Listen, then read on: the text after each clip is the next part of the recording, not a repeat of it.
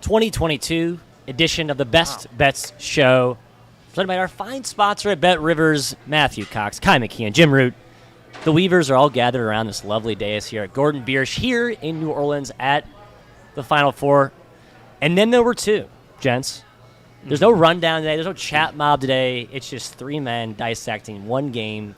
Two teams, one arena. One dream, one goal, one platform. Coach K, where's our bobblehead? How about the first guy you mentioned when he is not a part of the two teams? Uh-oh. Just a quick side. Hey, from a Duke fan here, for all those watching who are Duke fans. So I guess at this point it's probably whittled down to two people, myself and my dad watching. It's a good run. But I fear the fate of that bobblehead. I do too. Yeah. I do too. Guys, it's UNC, it's Kansas. Two reigning Blue Bloods here. The line opens at -4, -4.5, depending on where you're shopping. If you're shopping at BetRivers, which you should be shopping, 4.5 is the number. So if you like the dog, yes, Kai, woof woof. I'm going to go right to you to start this off. Yeah. We were in the building for both games last night. Learned quite a bit about both teams. Don't want to overreact to what we saw, but also I think we can learn a lot from what we did witness there, sitting behind the end zone. Yes. Are you looking at the Tar Heels catching 4.5? The big story obviously being Armando Bacot's bum ankle, and I think you have the best perspective because you yourself are laboring a bum ankle. I don't know if the camera can quite get that, but Kai can't get it. Okay, yeah, 2 bowling balls. It's probably going to scare off some viewers. Right. Kai, your takes on this game? Armando Bacot and I are exactly the same. We both have ankle injuries. We're both around 6'8", 6'9". We both dominate the paint. Yep. Pull down rebounds. But Bacot's obviously huge, and actually I think that's the guy Kansas is going to attack early and often. At least if I was Bill Self, I would attack him with post-ups all day with McCormick, and the reason is twofold. Number one, the ankle. It's a bum ankle. He said literally on Twitter, Bacot, in an interview, he thought he was going to be out the rest of the game when he initially did it. He toughed it out. He came back in, but you know he's not 100%. It's what, 2 days? I mean, you can tape it up, but it's not going to be 100%. Number two, foul trouble. If he gets in foul trouble, there is no depth on UNC. Puff Johnson isn't stopping anybody inside. Magic Johnson. Brady Manick at the 5 isn't going to work against McCormick, even Lightfoot, who even had success against Villanova, against Dixon. Got the lob over the top. So that's who I would attack if I was Kansas, if I was Bill Self. I think that's a big matchup angle. But I do like UNC. I think it's going to be a really close game. Matt, something I'm looking at, a takeaway from Saturday that I'm looking to see how it plays out this game. Both non-shooters, we'll call them in air quotes, made shots for Kansas and for North Carolina. Leaky Black hit a couple early threes. DeJuan Harris hit 3 for the 3rd time in his entire career. Clearly, they were backed off of by the opponent. Like that's a big-time postseason defensive play, is really targeting the non-shooter. So do we get that kind of performance from either guy again? If one does and one doesn't, I think that's a massive differentiator in this game. And I think both coaches are probably going to go back to that strategy despite the success that Black and Harris had in that initial game. I'm kind of leaning Kansas here. It's interesting that we've talked about their path being kind of soft, kind of weak. And now they get a hobbled Bacot. I don't know if he'll probably look closer to 100% than I'm giving him credit for. Man, I don't think he will. I think we're all just like, because we were in the press conference and someone, I think it was Pete Thamel asked about Bacot's status. He asked, how do you feel? Yeah, how do you feel? And he just said, great. Better than ever. Didn't refer to we watched him walk down those stairs. Kai, you got out of bed far more spry than Bacot walked down those stairs. And it wasn't even that spry, Matt. Yeah, I have concerns. And we talked about how, I mean, every team at this point in the year basically whittles down their bench to what, like 6, 7 guys. That's kind of the story of the teams that have made it this far. It's a common theme. But Bacot had 8 offensive rebounds last night. Combined with Black, they had 14 second chance points in a game that was decided by, 2 possessions. That was the difference, in my opinion. Right. Can Bacot continue to dominate on 1.5 feet up front against David McCormick, who, by the way, has been, in my opinion, the story of Kansas's recent surge. 25-9 yesterday. I believe it's like only the 3rd game he had 20-plus points this entire season. Like, he was remarkable. And we'll get to player props, specifically most outstanding player odds at BetRivers. The updated number has David McCormick at plus 800, 8-1. Kai. Yeah, that's high. For me, and this goes into a larger point about the matchup. Ochai Agbaji was fantastic yesterday. Yep. He didn't take a whole lot of shots, but he made about every single one of them. Started 6 for 6 from the 3-point line. Yeah, and there's been a narrative a bit in the postseason about Agbaji struggling, going through a bit of a slump. Bill Self in countless press conferences in Chicago and here has shrugged it off, saying no big deal, he's going to bounce back, and he did last night. And, man, he looked good. And he's going to be the best player on the floor in this matchup. UNC doesn't have a guy like Agbaji. They have erratic guards who can step up, but Agbaji is so solid, a wing defender or a wing player who can go both ways, offense and defense. And he is the only first-team All-American on the floor. I think that's the matchup advantage for Kansas. We can talk about transition later, but he's going to be huge. Yeah, it's massive. Matt, one other thing, and we should look at this from the number itself. Yep. 4.5. Do we agree with that? I know Ken Pom has this game 6. Obviously, Carolina is on this incredible crescendo of an arc right now that I understand knocking off that number and shading it a little bit that way. But, man, Kansas that's about as well as I've seen Kansas play Saturday night. And, and Bill Self agreed himself. I thought he was very, self-aware about that. I mean, just he was – Self. Yeah, he was very self-aware. He said, I don't know if we've shot the ball that well all year. I think he cited K-State. But you're right. I think they're clicking on both ends, too. It's on both sides. That's another good note, though. He said we haven't shot the ball that well, but he also specifically said we really like shooting in this building. Sight lines, the venue rims. Underscores were very, very so that's maybe a segue into the total discussion Yep. here. Sitting at 152, it's come down a little bit from 153.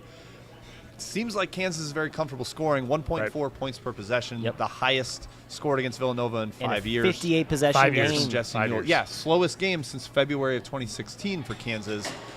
I think, Kai, we see a slingshot effect where the Jayhawks are like, all right, we had to play in the mud.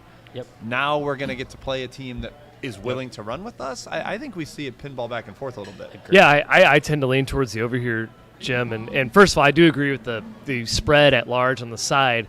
4.5. Bart Torvik, we've cited it multiple times. UNC, best team in the country since March 1st, since the tournament started. February 17th, too. February 17th. Since March 1st, Kansas is the 4th best team in the country. They're no slouch themselves. But getting back to the total, both teams want to run in transition. That's something they both do, and mainly off the glass. They push off the defensive glass. Obviously, both teams hit the offensive glass pretty hard, but Kansas much better defending in transition per synergy, per hoop math, disallowing chances. That's going to be another advantage for Kansas, and especially if Bacot is hobbled. Obviously, your 5-man, not the most important guy running in transition defense, but if anybody's hobbled on the floor trailing down, that's a massive angle. If McCormick can run to the rim, I know Lightfoot will. I'd like the over. I think it's going to be an up and down game. I think Self is going to attack a potentially gimpy Bacot, make him run up and down. You got to test it to see if you can. got to test it. Yeah. So back to your point on both your points on the venue. At this point in the year, you're not going to find any bad lines, right? The number side and total are both pretty sharp. So we're looking for those. We're peeling back layers here, and obviously we've been on the beat in terms of rims, backdrops, sight lines. So to hear Bill Self and then Ochai Agbaji in that post-game presser double down on how comfortable they feel, and we were out there on the court, the way it's set up at the Superdome, the backdrop is actually a lot closer than most of these cavernous arenas. The sidelines are where the large gap is between sideline and fans. So the sidelines behind the basket are pretty favorable. The rims themselves are very soft. Let's just look at the numbers last night. 23 of 50, these two teams were combined from 3 last night. DeJuan Harris made shots. Leaky Black made shots. There's just this natural confidence of shooting, coupled with the fact that, and Agbaji mentioned this in the post-game presser, they've had, 5 shoot-arounds leading up to this game. So there's no sort of shell shock by venue. Clearly they're comfortable playing there. And you guys mentioned it. Both teams want to push. Both teams will be able to push. Everything points to the over here. I thought it was. Is it too obvious? It does seem too obvious. It's check. And everyone likes to bet overs in championship games and big primetime games. But I'll be a sheep. Sorry. I thought it was coach speak when Bill Self was saying, "Oh, we love shooting in this arena. We love the soft rims." I thought it was just kind of wink, wink. Of course, I'm going to say that. I'm confident. I think he really meant it. So I'm buying that narrative now that they actually love shooting in the Superdome. They are comfortable with the rims, and like Matt said, they've practiced so many times now shooting with that backdrop. I don't think it's a huge issue anymore. Yeah, venue not really a factor for me. If it's a factor, that helps the over. That's really what I it agree. would be. Yeah. I want to circle back to the battle of the guards. Guards win in March. They do. They do win in March. And I'm torn on where I think this dynamic makes me fall from his side total perspective. But we have to talk about Caleb Love. How many more daggers does he have on his person? He's got a whole holster, I think, of he's the Kill Bill. Who's her arch nemesis? Oh, she has a few. She has a list of like 5 people she wants to kill. Yeah, so what he has all of their he's checked weapons. off UCLA. Yeah, he's checked off Duke. Yep.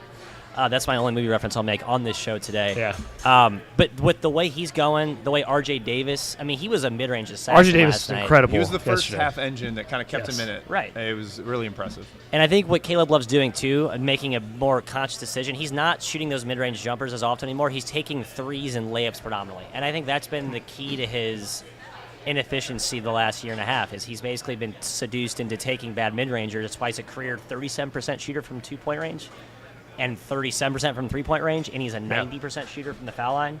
So he's kind of ironed his shot selection. Davis is going strong. On the other end, Kai, Remy Martin. He was the toast of the town in Chicago. He was. They didn't need him in the semi. They didn't play bad. They just didn't need him. Yeah. Does he kind of have his, like, hey, remember me? I was the key to this, this run? I think that speaks to how many weapons Kansas actually has. Like Agbaji. Yeah, they're so balanced. He had a game. So and when Agbaji is off, like he was last couple of games in the tournament, that's when Remy Martin shined. That's what makes Kansas incredibly dangerous. UNC has, all right, Caleb Love, I hope you make some tough shots because, yeah, you said he slices down his shot selection. He still takes some tough ones. Incredibly tough shots. He was 3 for 10 from 3 yesterday. He wasn't efficient at all from downtown. But there were a couple possessions in the second half where it was like Caleb Love taking that shot was a sigh of relief for Duke. Yes. Like he's chucking one early in the shot clock. So, yeah, Remy Martin can show up absolutely in this game. He just didn't need to last time. And defensively, Dwan Harris, known as a pretty good defender, I'm pretty sure. Defender, no question. Kansas, though, they start 3 very long wings. Yep. Brown, Agbaji, Wilson forward, but they don't start 2 small point guards like UNC does. Is there an advantage one or the other? Is R.J. Davis or Love too quick for a slower-footed, bigger guy, or does the length bother them on the perimeter? That's going to be a factor. That's a good point. I'll go one more little matchup note there. You're mentioning a big advantage for Carolina all tournament has been Brady Manick stretch 4. Teams don't want to chase him around. Jalen Wilson is just more than comfortable out on the perimeter. Yep. That's where he lives. You're not going to have to do any tricky cross-matching. Villanova was trying to do that yesterday. Wendell Moore Duke was cross-matching with Wendell Moore on Manick and then Banchero running back to Black. And so that cross-match was tricky for them. I don't think they're going to have that issue. Jalen Wilson very comfortable there. Maybe that's not an edge anymore. And I think, Leaky Black, back to the cross-matching thing, we saw Self do that against Miami in the Midwest Regional when he put McCormick on Jordan Miller, the de facto 4 from Miami, and then put Wilson on Wardenberg. Yep. Does he make a similar approach by putting Wilson on Manick to make sure he's in his airspace? Oh, absolutely. Yeah. Oh, that's definitely that's like obviously a given. McCormick stays down in Baycut. Yeah, and Manick makes tough-ass shots. Like, yes. I don't know how he got a couple of those baseline threes off, or sideline, corner threes. Yep. No space at all. Hit him, of course, and what did he say when he made bang bang mother effort right in Paolo Banchero's face? I love we need like a BetRivers prop on better ish talker in tomorrow's showdown. Yeah. Christian Braun, who apparently said something to everyone courtside. We can curse? Shit, cock balls. Okay. All right. Earmuffs. Matt, okay, so should we hit the Let's reset our bets for a question. So where are we officially playing bets? Where are we leaning?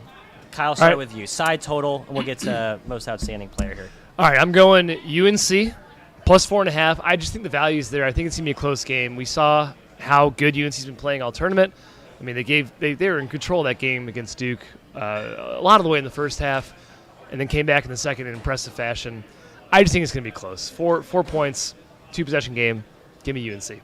I'm a little against you here, Kai, but it's in a way that we can both win. I'm going first half again against North Carolina. I somehow squeezed by with Jeremy a Ruggs, small thank you for your Duke service. first half -2 was a miracle yesterday. But I'm taking Kansas -2 first half again. That's available again. Yep.